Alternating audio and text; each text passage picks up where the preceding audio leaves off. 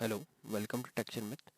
In this session, we will cover the further variable for retrieve job attribute command. So I am opening this program in edit mode. Here you can see that firstly we have declared three variables, which is default wait, submit message queue, then submit message queue lib. Okay, and the type is here for the first variable is decimal type of length 70, then other two variable are of type character of 10th length. Okay, now how we will get to know that what should be the type and what should be the length of this variable. So for that, as usual, we will hit the command RTVJOBA, then take F4.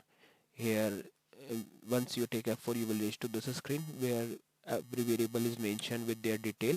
So these variable we have already covered, so I'm doing page down. So today we are going to discuss these three variables: default wait, submit message queue and submit message queue lib. So to know more about it, you can directly place your cursor here and then press F1. So here it is mentioned, specify the name of CL variable that receives the 7-digit value ranging from 1 through tetra 7 nines, or -1 if the value is set to no max. Okay, so it might return value -1 if the value is set as no max. So what is this? It is the default for the maximum number of seconds the system waits for a machine instruction to acquire a resource. Okay, so basically it is presenting the wait that system wait for the machine instruction to acquire the resource. The variable must be a 7-digit decimal value with no decimal position. So you have to declare it like this. Now second is SBMMSGQ. Then take F1 here. Here it is mentioned, specify the name of CL variable that receives the name of the message queue. The variable must be a character variable with a minimum length of 10 characters.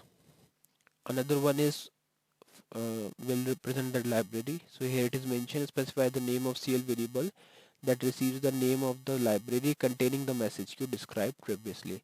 So previous variable will give the message queue name, and this variable will return the library in which that message queue is residing.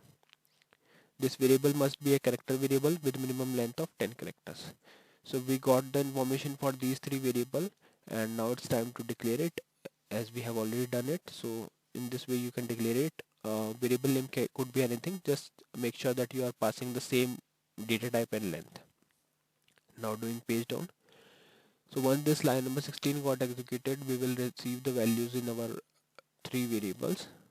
Okay, and then we are good to print these values. So I'm using sndpgmmsg command for printing the values. So just simply write sndpgmmsg, then press F4. Here you can pass your variable. So as the first variable is a decimal type variable, so you need to convert it. So I'm converting it to character using the %char built-in function, and then I'm printing it. This another variable is of character type, so we are directly printing it with the help of sndpgmmsg command. And third one is third one is for printing the message queue library. So just make sure that whenever you are using sndpgmmsg command, only pass the character value to it as a parameter, otherwise it will give error. So those values which are in decimal, we have to convert it to character. Okay, so now it's time to compile it and see the output. It is compiled successfully. Now I'm calling it. So first value it is returning is 30, which is the wait, the system wait for machine instruction to acquire the resources. Now doing page down, this is the some message queue library, message queue, and if I do page down, this is the message queue library. So both are set as a start none for now.